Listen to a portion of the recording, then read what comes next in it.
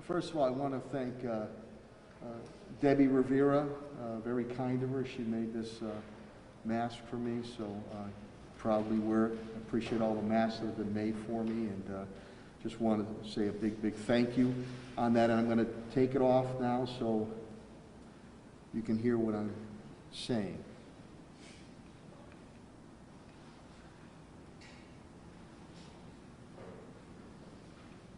You can see a lot of work has been done on this overall phased-in reopening, which is this phase one. And you can see the booklet. All this is going to be online, and I'll speak more specifically with it.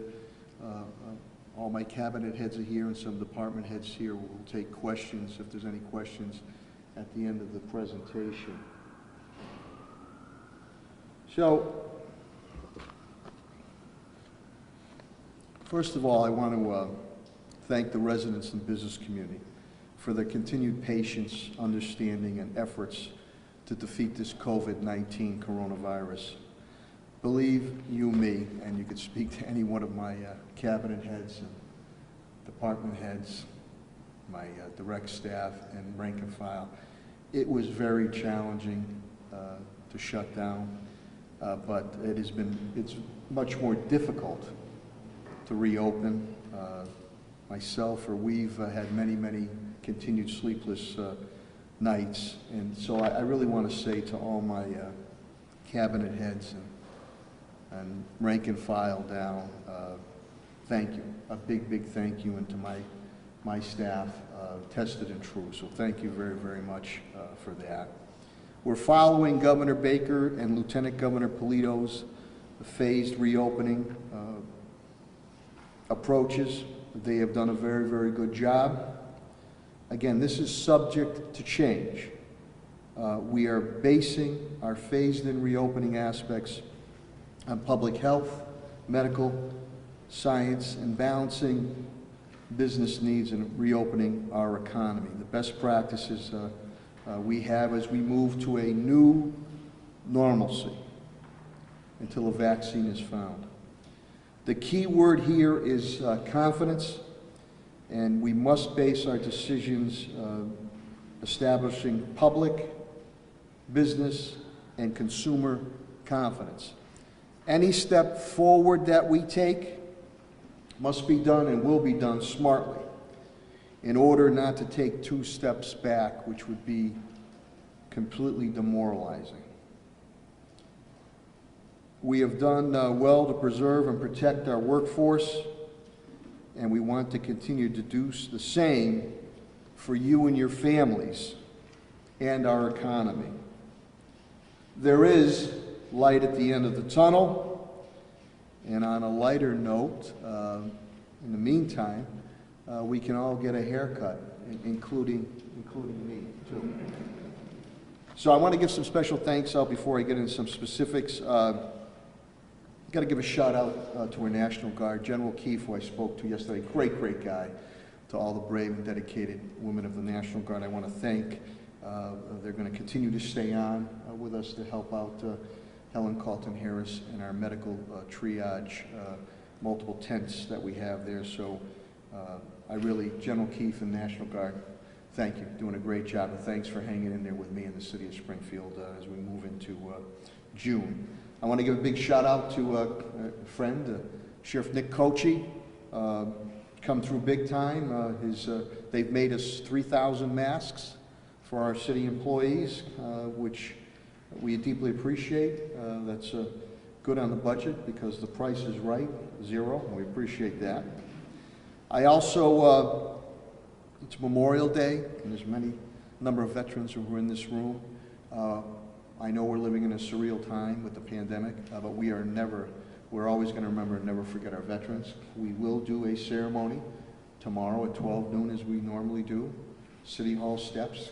Congressman Neal will be a special guest with Tom Belton, and Director of Veterans, and Joey DeCaro, Deputy Director, and a few of the veterans. We will do a few words, proclamation, and we will do our march.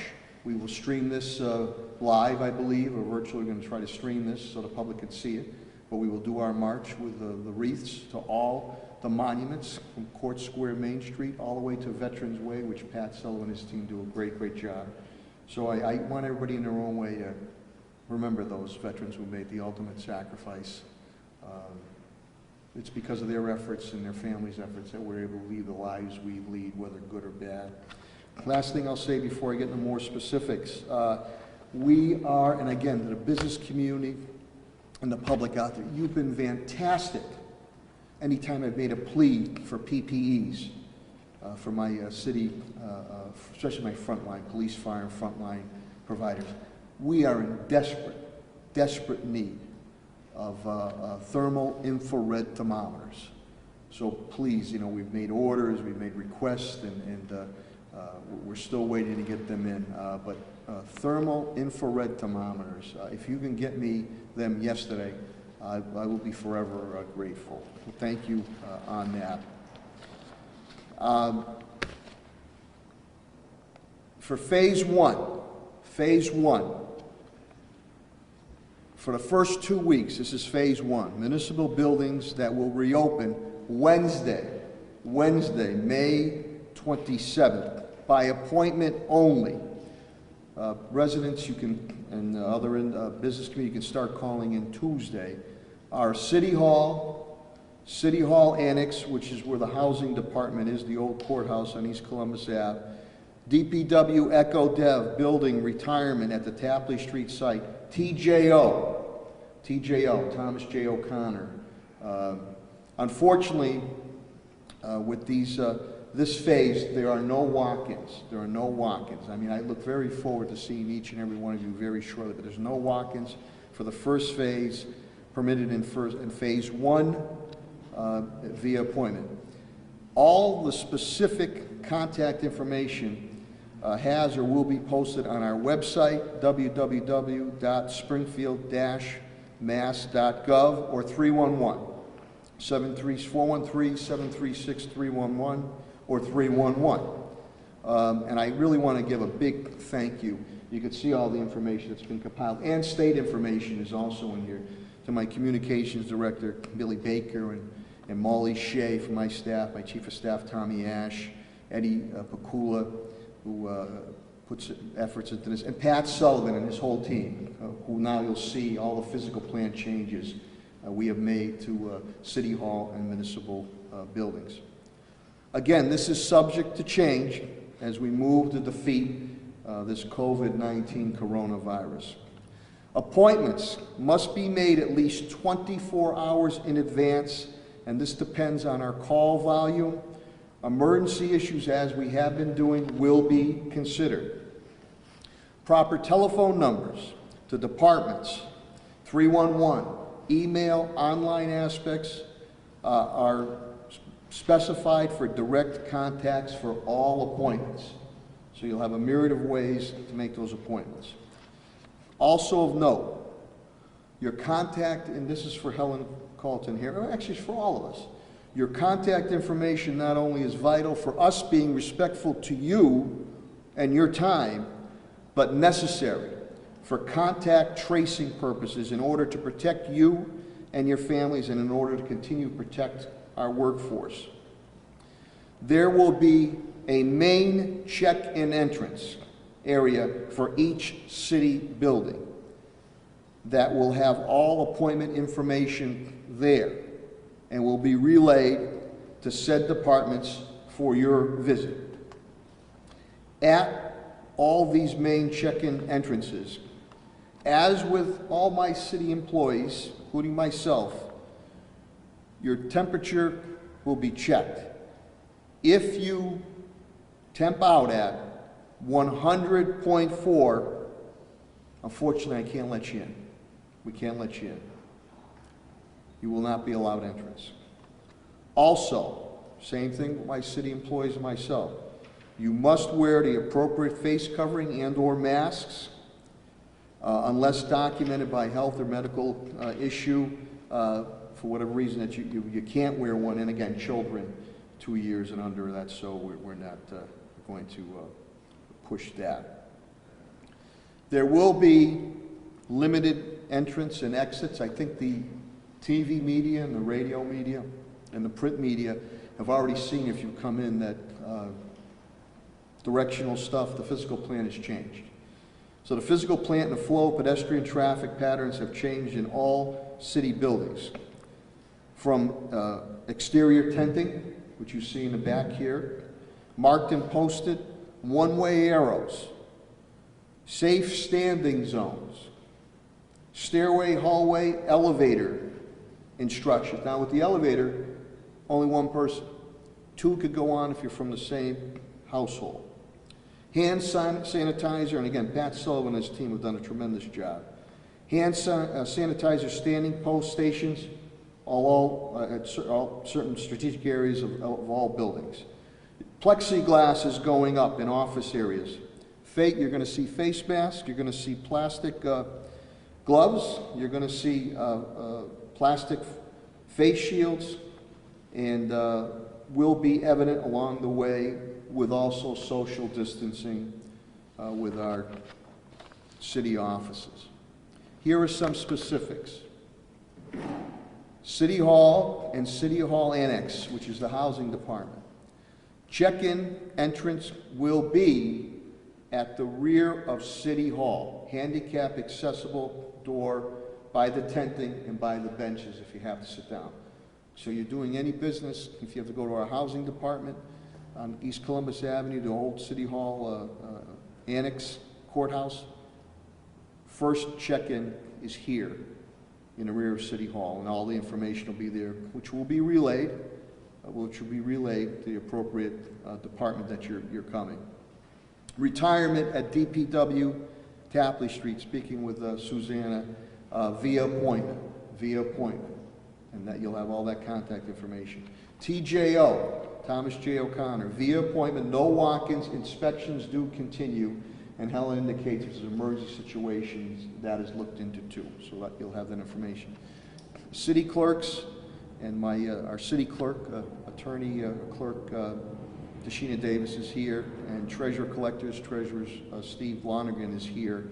Via appointment for right now, via appointment, and we have to temporarily, this is just temporarily, the Thursday evening 6 o'clock hours will be temporary suspended for phase 1. Just temporary. So via appointment, and yet call in, you'll have the proper contact. Parks, Pat Sullivan, the Wizard of Oz, via appointment, but we do have picnic tables out there. They're properly spaced, 10 feet apart. No parties, only for immediate household members. Food concession will be open at Forest Park.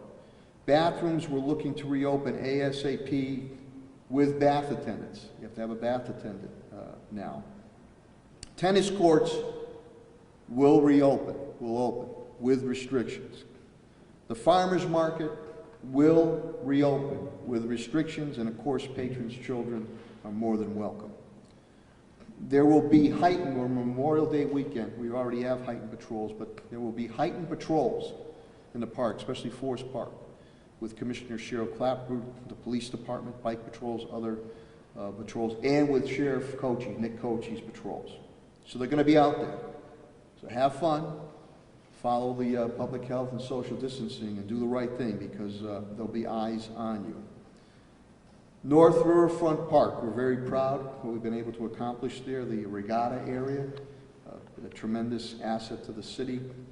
Kayaking, again, this is with restrictions, one person will be able to be done. Golf courses.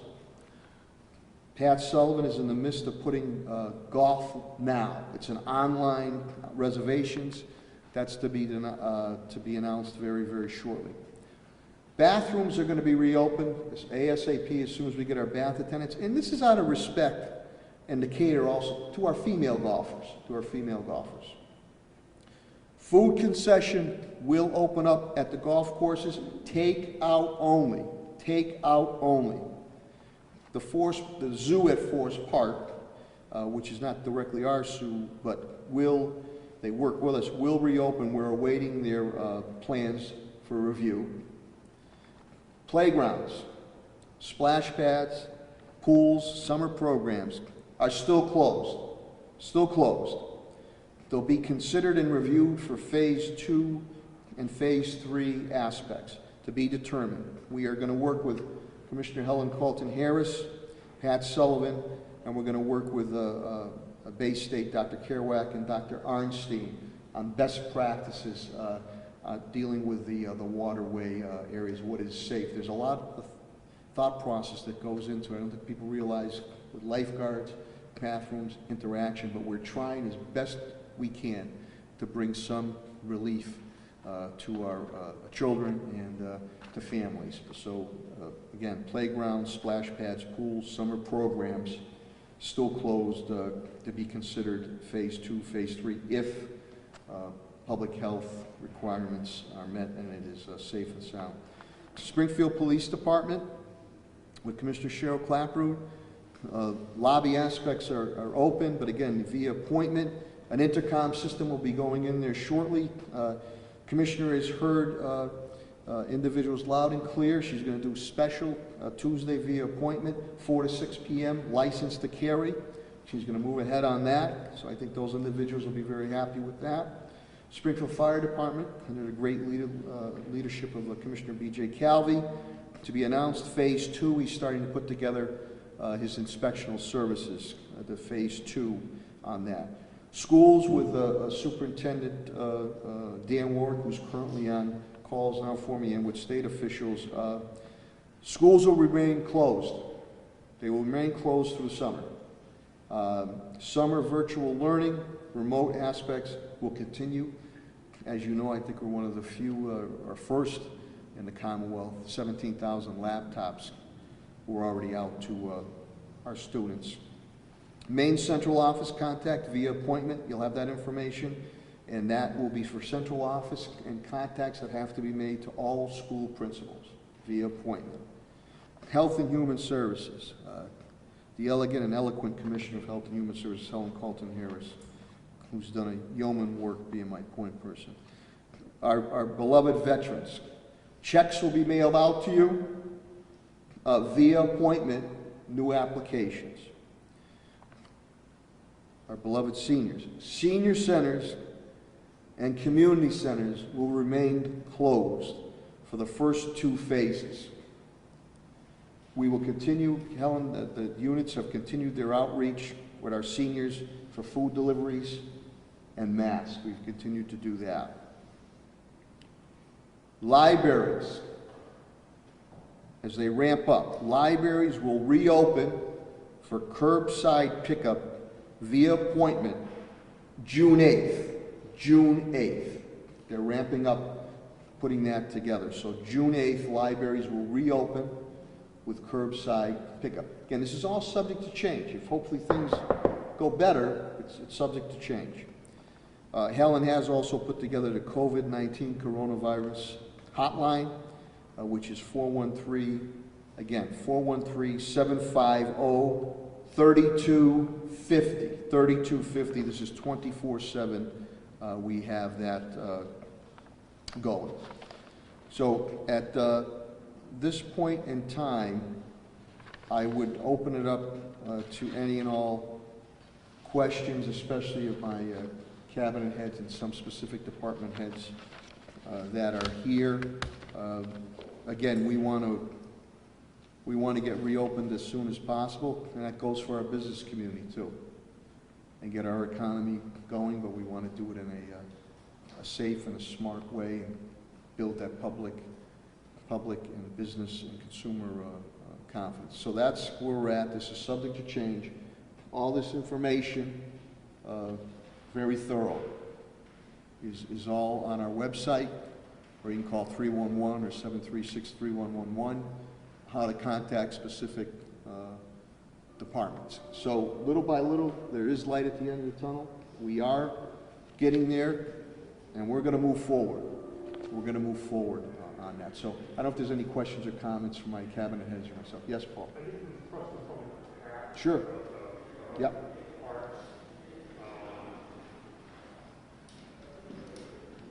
Since Memorial Day weekend obviously is coming up, the weather forecast is supposed to be very nice every day.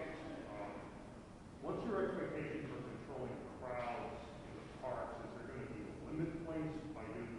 parking, is there any plan there? We will have additional staff on for the parks. We will continue to monitor the parks, and if we should get too many people coming to the park, we would certainly have actions in place to close the entrance until we have people leaving the park. That hasn't happened yet to date, but we do have measures in place to address that issue. When you're opening up for more activity now than you had in the past, before was basically people could come in and walk and jog or whatever, but now you're saying people can come in and sit and eat.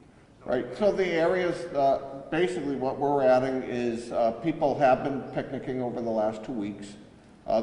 Really the only addition right now for this weekend will be the tennis courts opening, and they have sufficient parking at those locations, so we're not anticipating.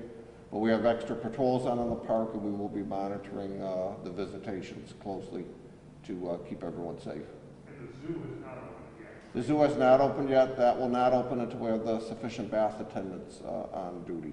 And the playgrounds? Playgrounds are still closed at this time. And so what's your advice for people that want to go out this weekend? Just keep following the same guidelines in the past. Safe social distance. If you're in areas where you are beyond your immediate family and are conversing with people not within your family, you should be wearing a mask. And just keep following those guidelines, and we can all enjoy these recreational resources if we continue to follow those guidelines. And looking ahead to the summer program, what's the status of it? We are reviewing that as we speak, and I think in the next week or two we should have some more guidance on that issue. Thank you. Question there.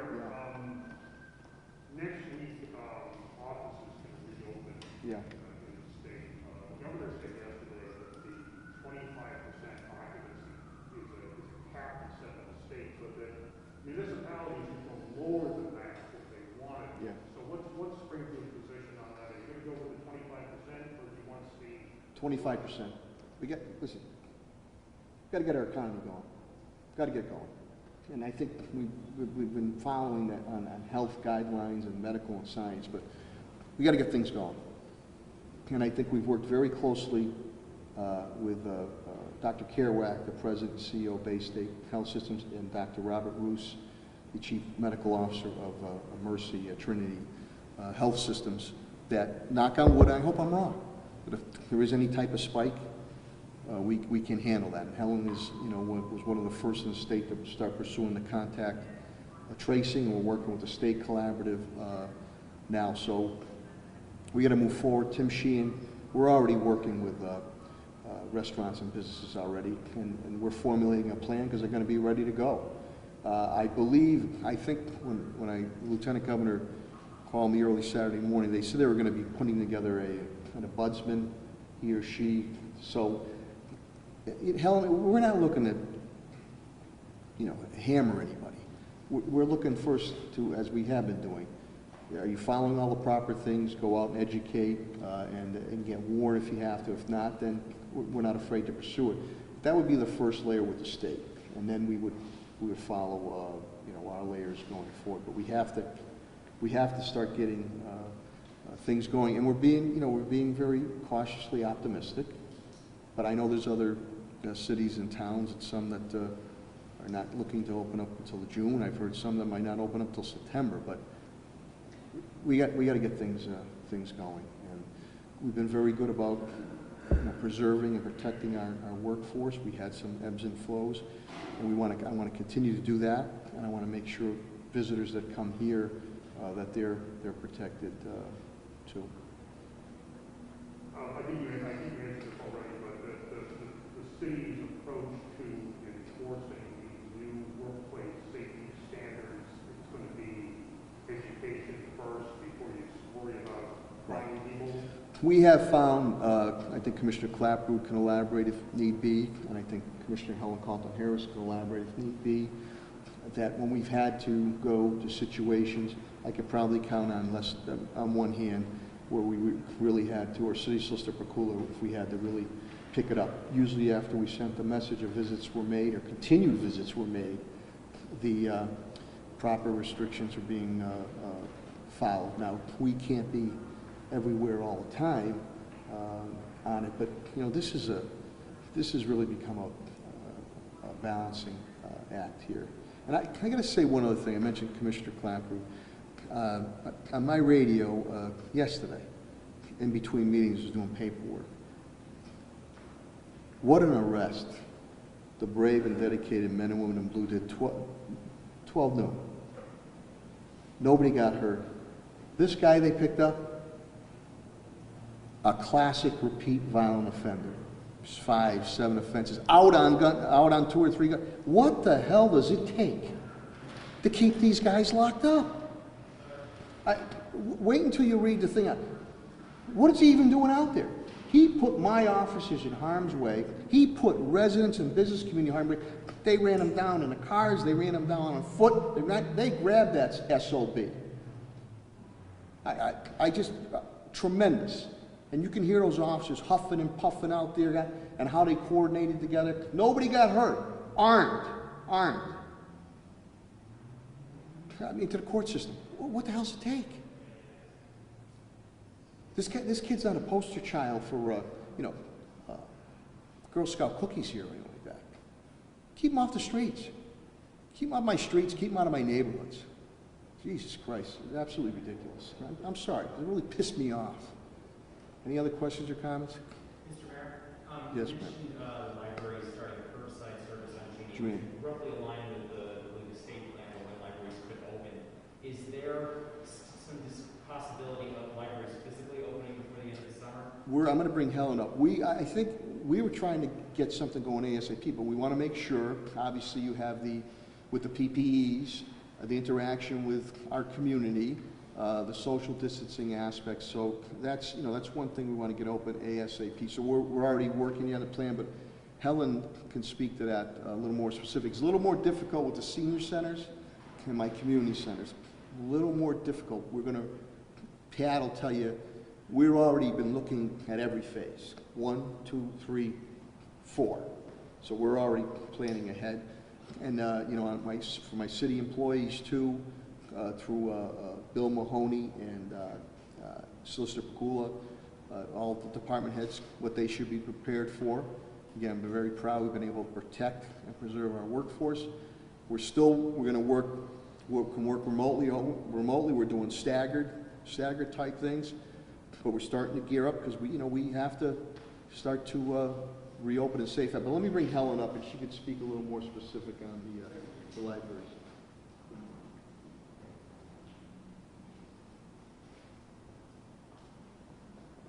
Thank you for the question. In phase 1, the libraries, as the mayor has said, is looking at curbside service. They will, by appointment, ask patrons to call, make an appointment. They will put the books in a plastic bag outside, and the individual resident will be able to pick them up. So in phase 1 for the libraries, there is no entering into the building. That will be the potential for phase 2.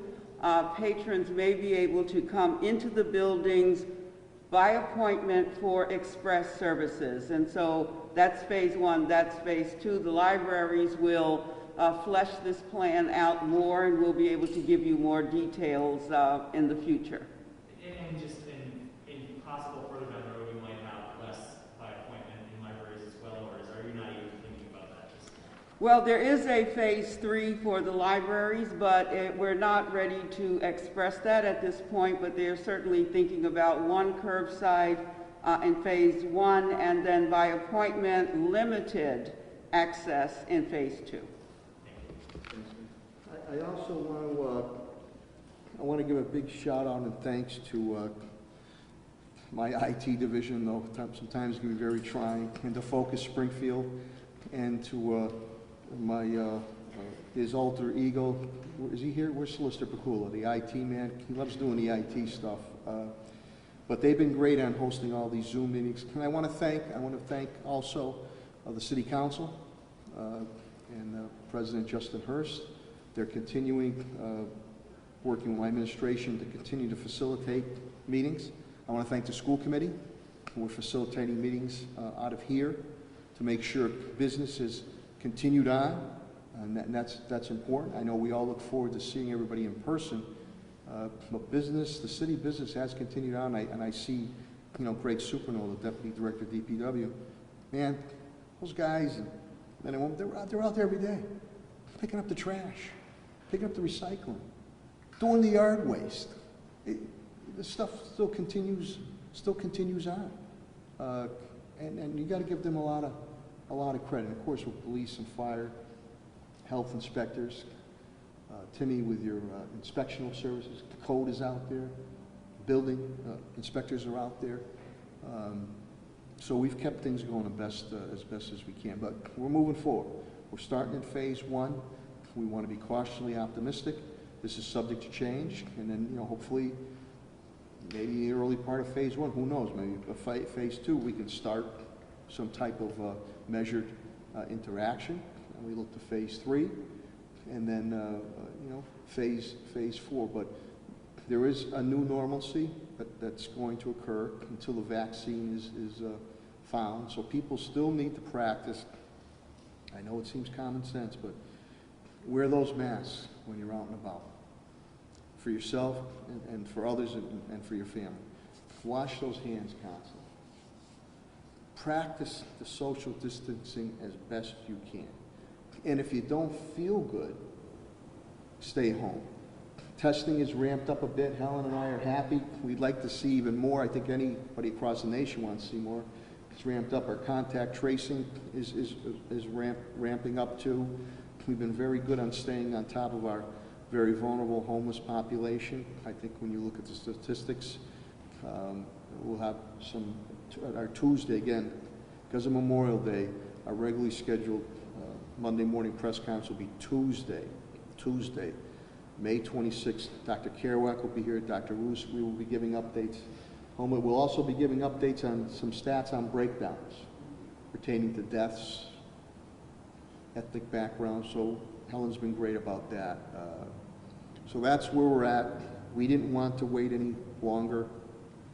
We're moving forward. We're following the guidance of Governor Baker, Lieutenant Governor Polito's group. I think they've done a very, very good job.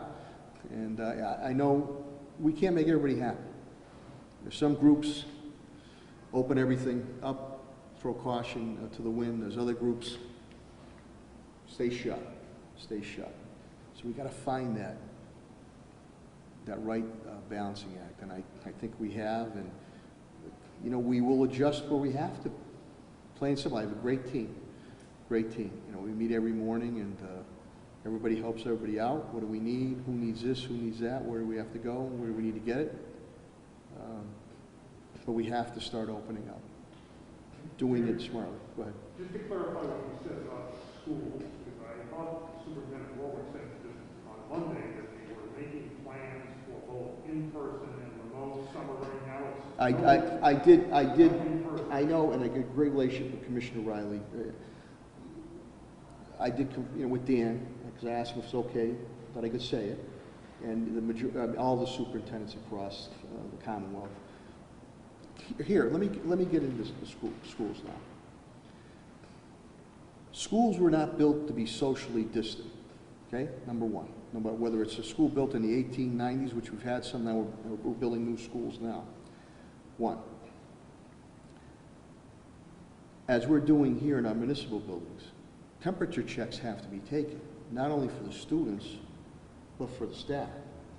Where do those temperature checks occur, especially for a student? Does that occur at the bus stop or at the bus? Because if you get a kid on the bus, comes all the way to school and says, I'm sorry, you can't come in. That's got to be hashed out. The other thing I think you might see, because we want to get back in person, don't get me wrong, you're going to see, is it going to be staggered?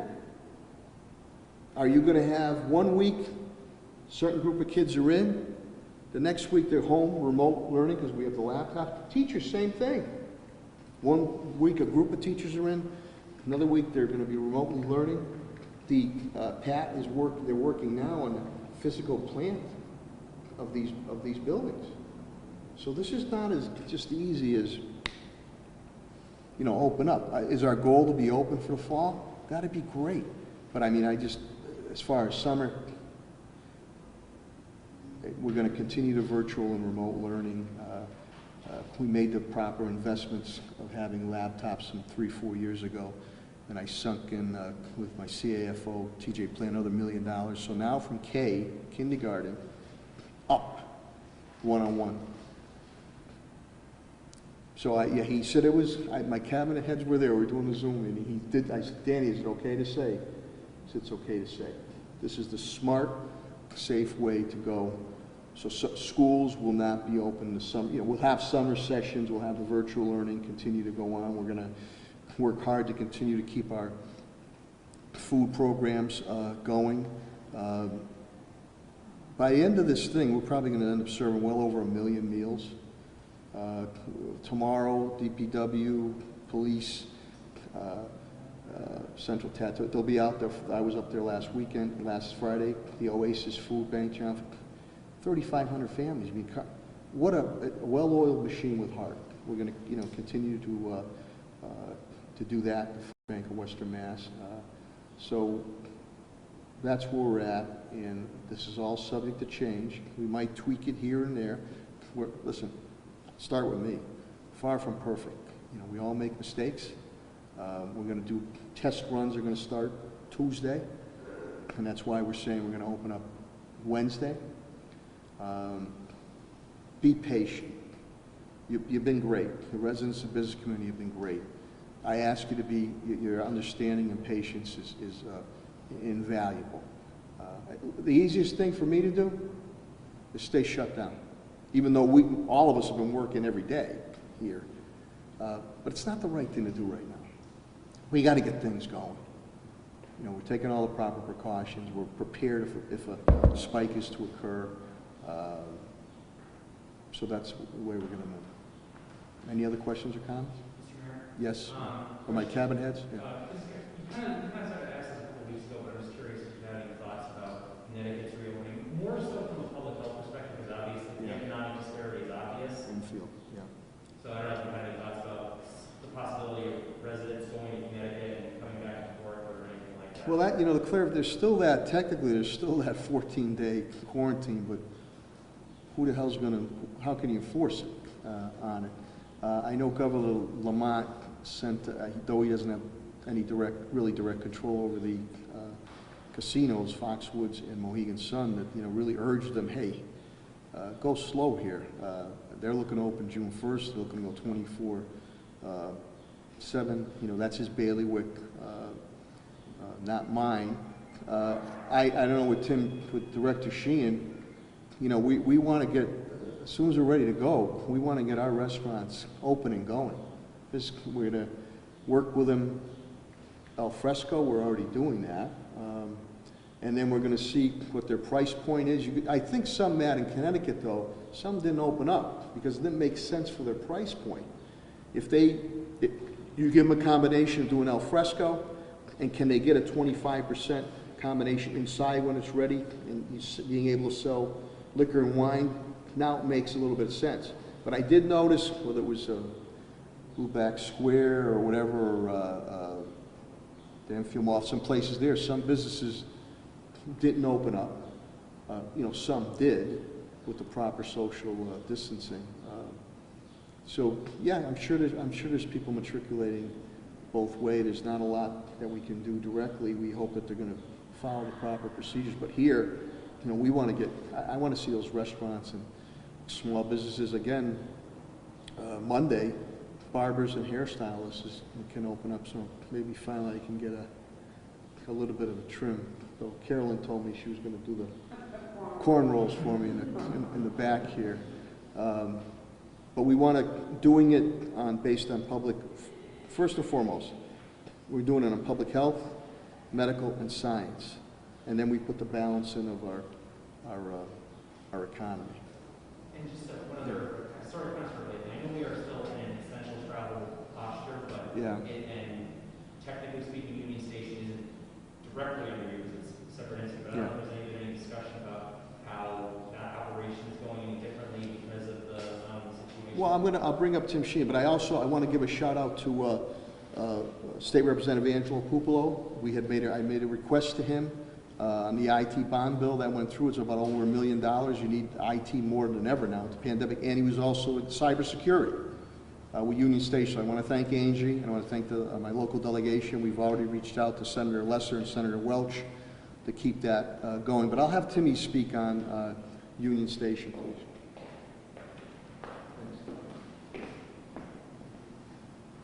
As you probably know, Appleton is the property management entity for Union Station. They have been, throughout the entire virus, providing sanitation, enhanced sanitation of the station consistent with the CDC guidelines. That has actually now translated into a budget impact in terms of the degree of cleaning that's going on at the station. But it certainly is being addressed. So there hasn't been any change in access? Like it's still basically, even though people are discouraged from traveling, obviously, there's no limitation on people being able to go back and forth. I think normal, they're being changed. there hasn't been to date. I think there might be some guidance with regards to temperature taking going forward.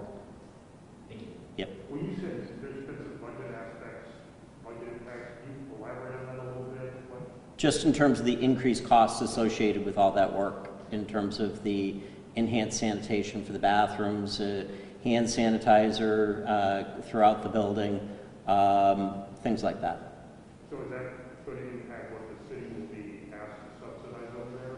It's just an increase in the overall property management budget because they've had to have this enhanced service. Any other questions or comments? Sure, go ahead. No, and cabinet heads and specific department heads are here too. Earlier today, the city council had a meeting to discuss the census. Yeah. There seemed to be some thought expressed that perhaps the city should be putting some money into attempting to promote people. Yeah, we will be, and we have been. Again, speaking with Secretary Bill Galvin a couple of times, came across with $50,000. Thank the council, we put that grant through the other meeting or a meeting ago. So we have a strategy working with Gladys Iola. My election commissioner's done a great job. And then Secretary Wilbur Ross. I mean, that was really unique experience. It was really a personal phone call with my Chief of Staff, Tom Ash, a couple of his people, and Gladys Iola. And I think we're going to be doing something with a federal-based New York census on all these things that we're looking to do. Specific, you have the SHA with Denise Jordan. Once this starts loosening up the pandemic, the outreach occurring with our usual community partners, and we might, I think we're getting like the old days of literally doing these census parades where you're out there in your vehicles using a bullhorn in the languages on that. So there's a myriad of different things that Gladys Iola, my election commissioner, and my Chief of Staff, Tom Ash, who co-chair that. We're about, we got to pick up the pace. I think we're about 10% behind. The key here is obviously we usually run them on 153 to 155 in population. We have to make sure we stay above the 150,000 mark, not only for funding aspects, especially CDBG, but congressional representation. If you remember, I think 10 years ago, we ended up losing a congressional seat. And the other thing too is a lot of time the college students, when they're here, their ad is listed here. So that's another thing that comes into play. But I feel confident that we will reach and attain that goal. And we're looking to continue to get the census, and there's some other things that we're looking to do too. But at the appropriate time, I can let Gladys expound on that. So yeah, we're going to do everything we can to. Sometimes you got to spend money to make money. In this case, that's certainly true. Thanks, Mayor. Any other questions or comments of my cabinet heads or department heads that are here? Myself? Okay, everybody, thank you very, very much, and have a great, great Memorial Day. Don't forget our veterans and the ultimate sacrifices that they and their families have made and continue to do. And again, to the residents of the City of Springfield and the business community, thank you from the bottom of my heart Your continued patience and understanding has been tremendous. You've been a fantastic partner in this. We are moving in the right direction. There is light at the end of the tunnel. We will defeat this COVID-19 and coronavirus. So stay strong, stay healthy. The other good news too is you can start going back to your houses of worship, whether it's church, mosque, synagogue, and I'm looking forward to get back to Mount Carmel, my parish, 4 o'clock Saturday masses too. So we are Springfield Strong. Thank you so much.